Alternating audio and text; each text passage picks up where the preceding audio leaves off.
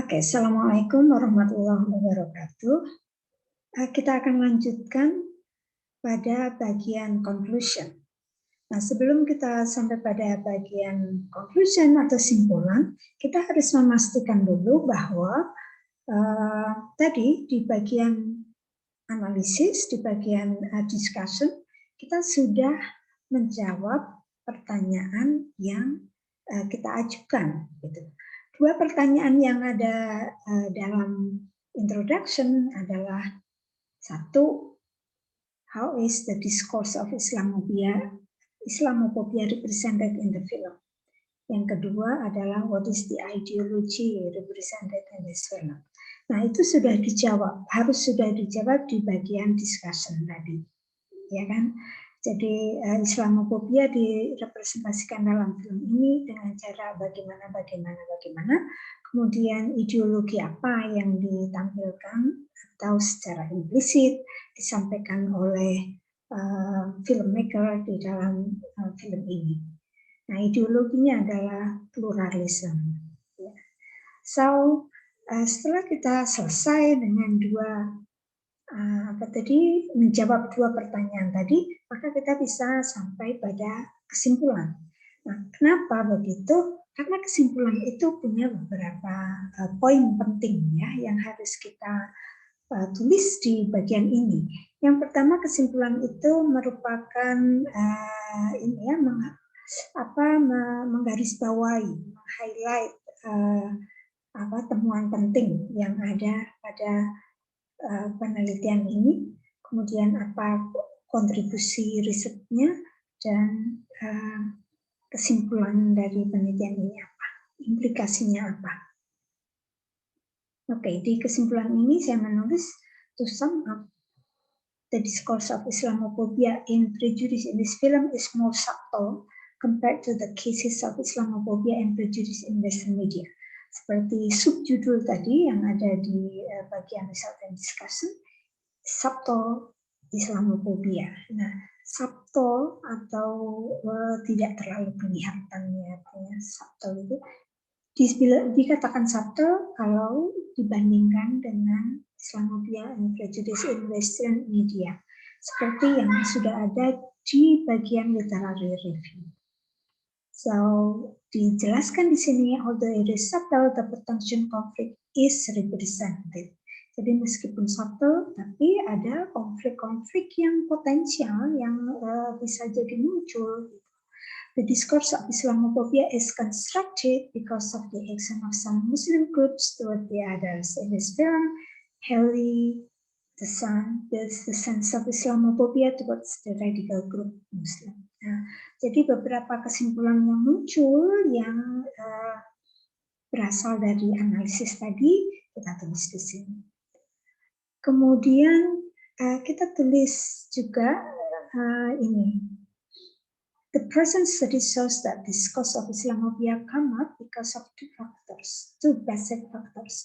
Jadi ini juga berasal dari pembahasan yang ada di tadi ya bagian discussion tadi. Ada dua hal yang menjadi penyebab munculnya Islamophobia, gitu ya, yang diwacanakan di dalam film ini. Yang pertama adalah prejudice in Islamophobia practice. Different point of view among those involved in prejudice and Islamophobia practice. Jadi ada sudut pandang yang berbeda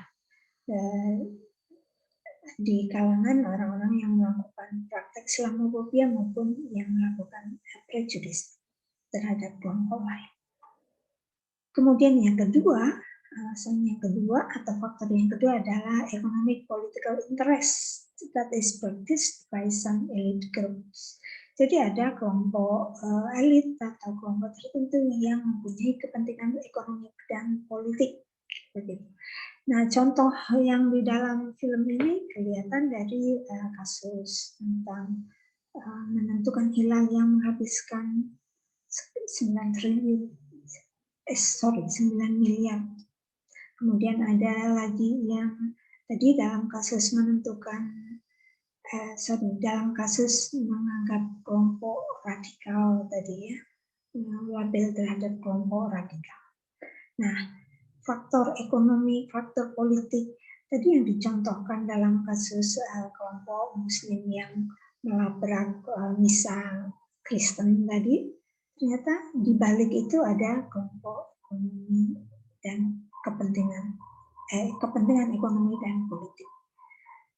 Nah, disimpulkan di sini dalam konteks ini ya, this shows that the problems of Islamophobia and prejudice, especially at the grassroots level, can be solved when there is a meeting and settlement between the parties at the grassroots level.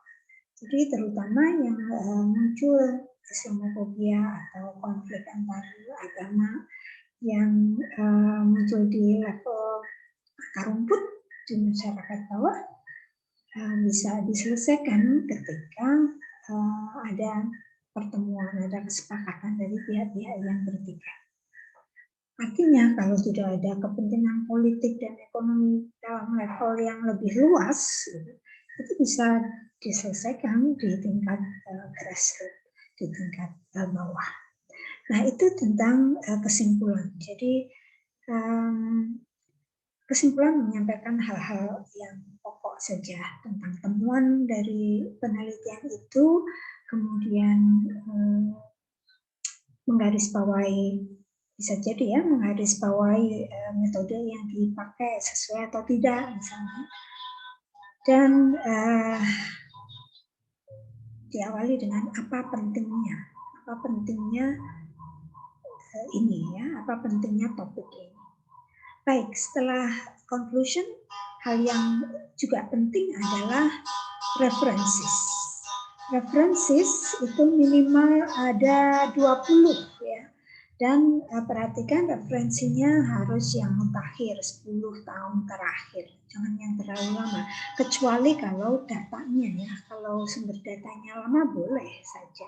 Tapi referensinya, buku-buku teori dan referensi yang dipakai itu 10 tahun terakhir, usahakan seperti itu. Coba kita lihat di sini, ini 10 tahun terakhir, kecuali ini Media and Cultural Studies 2006, ini masih bisa ya, karena itu termasuk buku penting dalam Cultural Studies, Media and Cultural Studies. Nah, bukunya Verkov, Discourse Analysis, Language and Power, meskipun ini buku lama, tapi ini adalah buku utama, ya, berreferensi pokok utama. Begitu.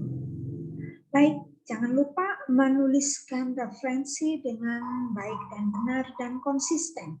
Jadi setelah nama, pakai nama akhirnya, kemudian koma, kemudian nama depan disingkat, dan kemudian tahun dalam kurung. Kalau pakai dalam kurung semua, kalau tidak semua. Kemudian judul buku, tempat, kota, kemudian penerbitnya. Kalau menulis artikel seperti ini 2019, Islamophobia and Radicalization, Bridging Intolerance and Violence, Cham Springer International Publishing. Jadi judulnya Islamophobia sampai violence ini, kemudian misalnya jurnal gitu, Cham Springer International Publishing. Kemudian kalau ada DOI-nya disertakan sih. Gitu. Kalau menulis ya kebanyakan jurnal dan ini ya buku. Jurnal dan buku. Gitu. Baik, saya kira cukup jelas. Jadi diakhiri dengan reference minimal 20. Terima kasih, semoga bisa dipraktekkan ya, semoga bisa dipahami dan bisa dipraktekkan. Assalamualaikum warahmatullahi wabarakatuh.